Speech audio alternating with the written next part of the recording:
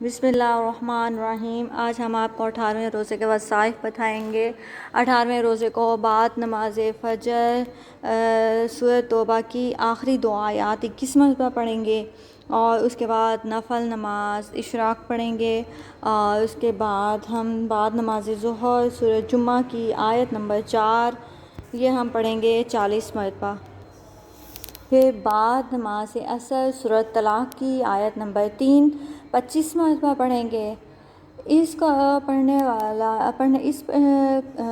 آیت کو پڑھنے والے کو اللہ تعالیٰ توکل عطا فرماتے ہیں، اور ایسی جگہ سے رزق عطا فرماتے ہیں جہاں سے اسے وہم و گمان بھی نہیں ہوتا۔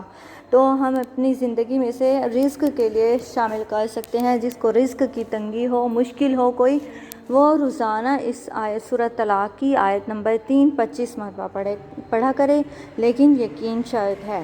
اور پھر بعد نماز مغرب دعائے قرب و حاجت 21 مرتبہ پڑھیں گے، یا حی یا قیوم برحمتک استغیث۔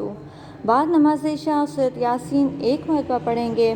اس کے بعد دعائے جمیلہ 3 مرتبہ پڑھیں گے۔ اللہ پاک ہم سب کو نماز پڑھنے، روزہ رکھنے، تراویح پڑھنے کی توفیق عطا فرمائے، اور ہماری عبادت اپنی بارگاہ اقدسی میں قبول و منظور فرمائے۔ آمین۔ جزاک اللہ۔